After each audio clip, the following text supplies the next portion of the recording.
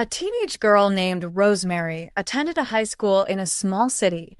One day, her biology teacher announced that he was taking the entire class on a school trip. Everyone was delighted. The next day, a bus brought all of the students to a remote part of the countryside. The purpose of the trip was, of course, educational. The teacher told them they were going to explore a nature trail. As they walked along the trail, Rosemary was enjoying the fresh air and the time off from school. She was chatting happily to her best friend Amanda. The two girls were caught up in conversation and started lagging behind. Somewhere along the way, they took a wrong turn and became separated from the rest of the group. The girls kept walking, hoping that they would eventually meet up with the rest of the class, but they just became more lost. Eventually, they came to a small pathway and were relieved when they saw that it led to a little cottage, set back amongst the trees. The walls were covered with ivy and the garden was overgrown. The doors and windows looked as if they hadn't been painted in decades. When they knocked on the door, a little old lady came out to greet them. She was very frail and stooped with age. They asked her if they could use her phone. The old woman invited them inside and offered them a cup of tea. The two girls were tired and accepted her offer without hesitation. Inside, the cottage was dirty and grimy. The floor was muddy and the fireplace was covered in soot. The old woman told them to sit down, and for some reason, as she hurried out to the kitchen, she said, "Keep your eyes shut."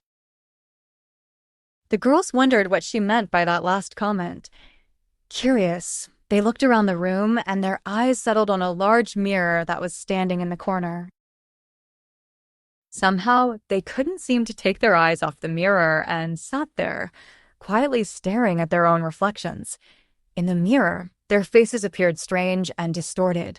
It looked as if their cheeks were covered with scratches. They couldn't seem to tear their eyes away from the unsettling image. As they watched in horror, their faces began to change rapidly.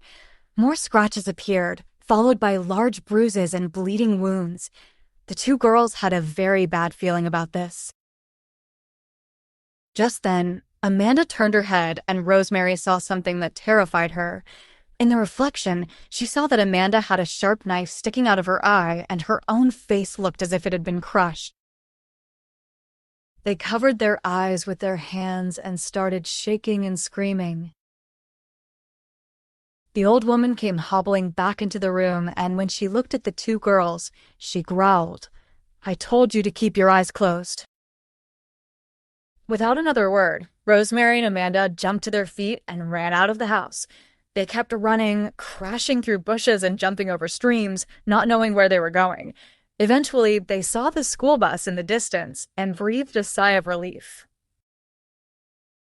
Their classmates were surprised to see the two girls come running across the fields. The teacher got angry with them and told the girls they had kept everybody waiting for over an hour. Rosemary and Amanda were just glad to be back with their classmates again. The school trip was over, so all of the students climbed on board and the bus drove off. By the next day, the two girls had almost forgotten about their scary incident with the old woman in the little cottage.